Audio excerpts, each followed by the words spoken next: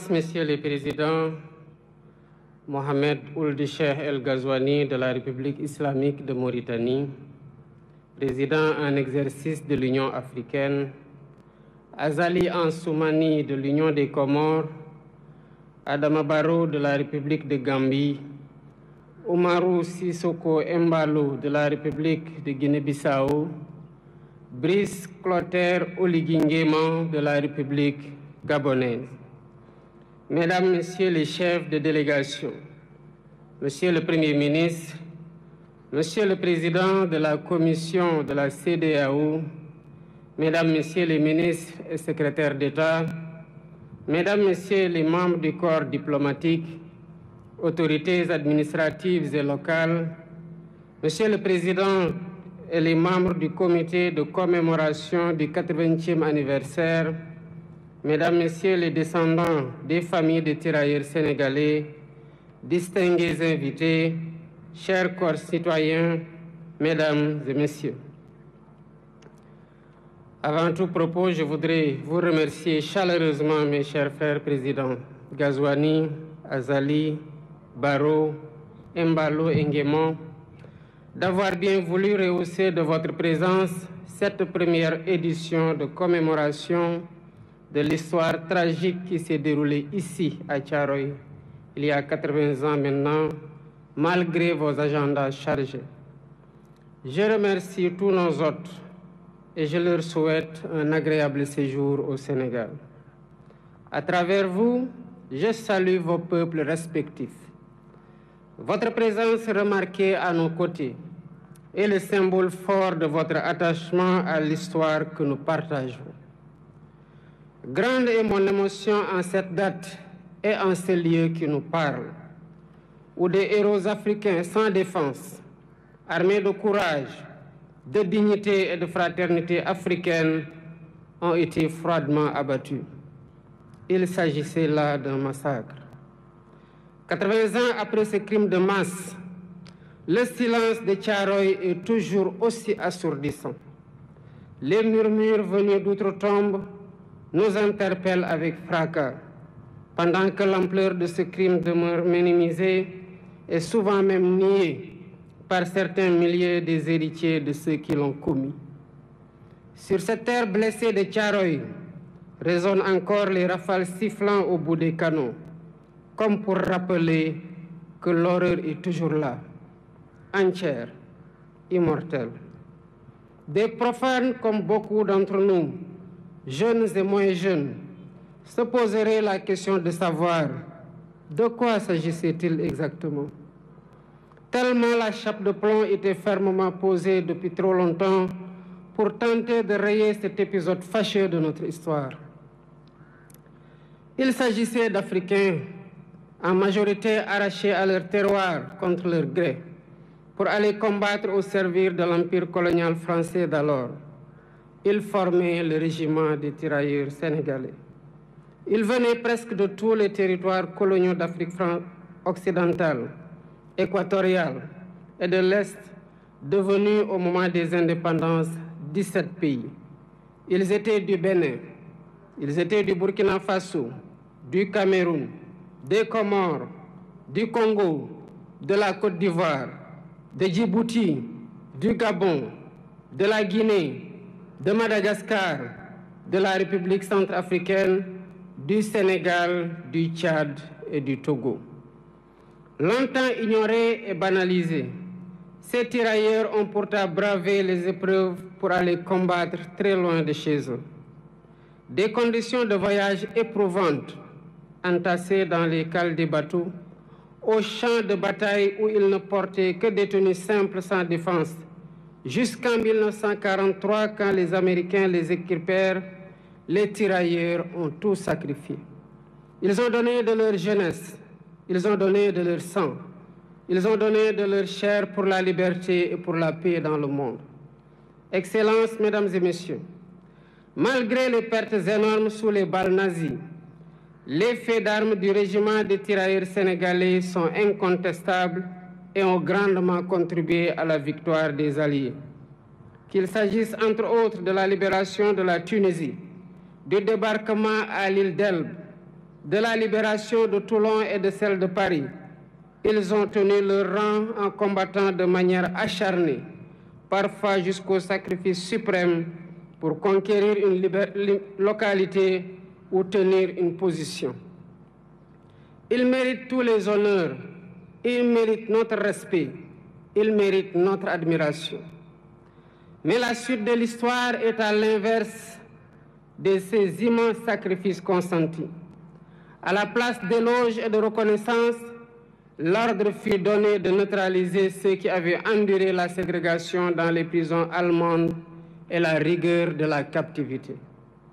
L'irréparable se produisit le 1er décembre 1944, ici à Thiaroye, quand le général Dagnan ordonna de tirer sur des innocents désarmés, dont le seul tort a été de réclamer le paiement de leurs indemnités, primes et autres allocations. C'était là un acte prémédité, visant à réprimer des revendications légitimes, à dissuader d'autres et à perpétuer l'ordre colonial. Le crime fut commis et les faits sont incontestables. Voilà le sort qui a été réservé à certains qui ont contribué à écrire dans le sang et la sueur la glorieuse histoire de la libération. Aujourd'hui, par devoir de mémoire, de vérité et de justice, nous ne pouvons oublier l'horreur des exécutions sommaires ici au camp de Thiaroye. Il est impératif de rappeler l'histoire, toute l'histoire, sans trop de mémoire. C'est ce qui fonde l'essence universelle des valeurs de paix, de liberté et d'égale dignité attachées à la nature humaine. Excellences, Mesdames et Messieurs, toutes ces raisons ont renforcé notre conviction de commémorer l'anniversaire du massacre de Thiaroye pour, d'une part, rendre hommage aux victimes et graver leur mémoire dans notre conscience collective, et, d'autre part, jeter les bases de la restauration de la vérité historique en mettant fin à l'omerta sur cet épisode tragique, omerta voulu et entretenu par l'autorité coloniale. Ce faisant, il ne s'agira pas d'une porte ouverte pour susciter le ressentiment ni entretenir la colère et la haine. Non. Ce que nous faisons ici relève du devoir de mémoire contre l'oubli et pour la manifestation de la vérité des faits, pour nous acquitter d'une dette morale vis-à-vis des tirailleurs et de leurs familles. C'est pourquoi nous avons mis en place un comité international de chercheurs indépendants pour aider à la reconstitution exacte des faits et à une meilleure connaissance de cette séquence de notre histoire partagée avec la France. Pour faciliter les travaux de recherche, j'ai sollicité du président de la République française la mise à disposition de tout document d'archives pouvant contribuer à la manifestation de la vérité et leur collaboration le moment venu dans la localisation des sépultures et l'identification éventuelle des victimes.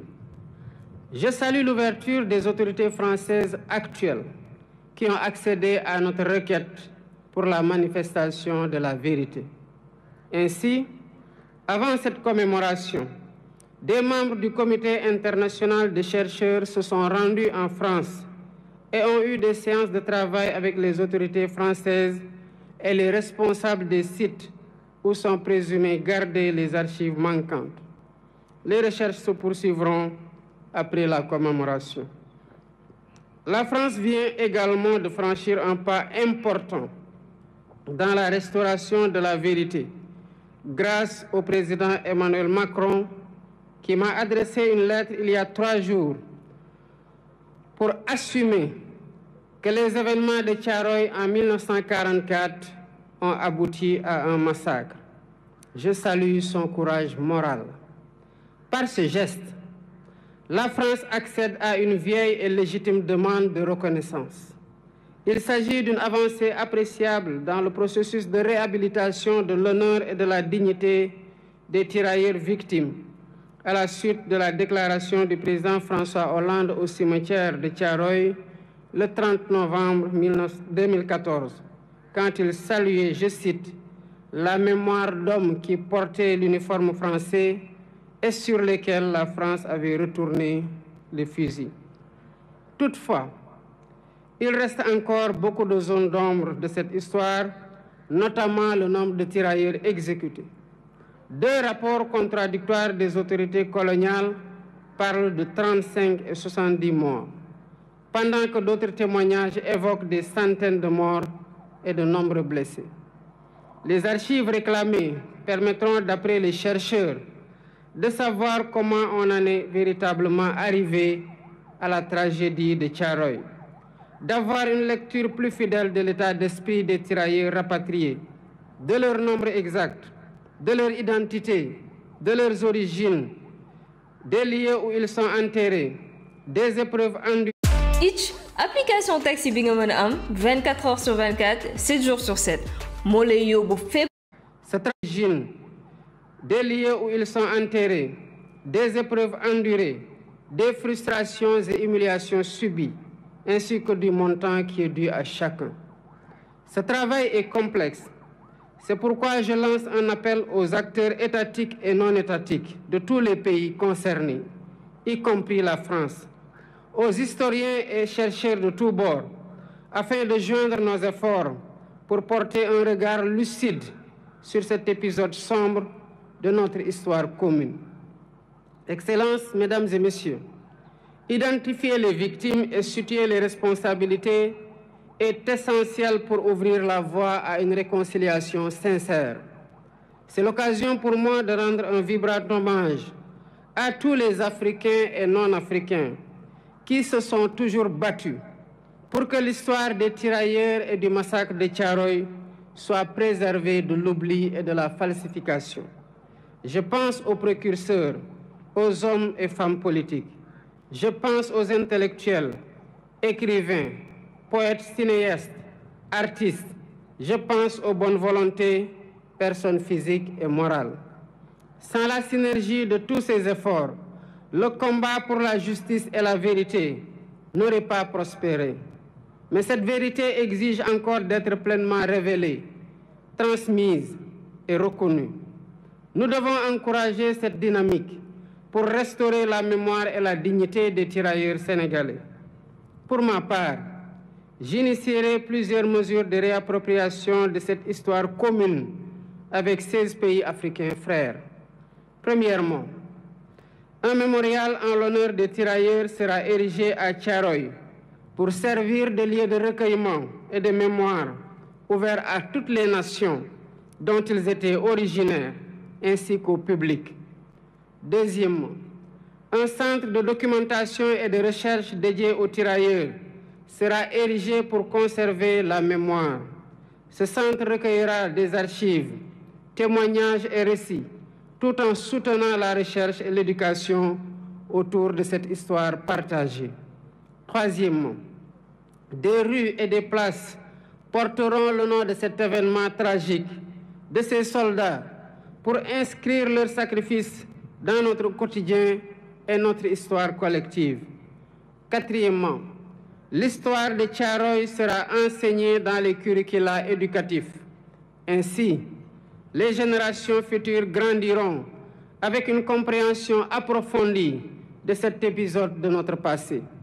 Cinquièmement, la journée du tirailleur est désormais fixée le 1er décembre de chaque année, jour de commémoration du massacre de Thiaroye. Excellences, Mesdames et Messieurs,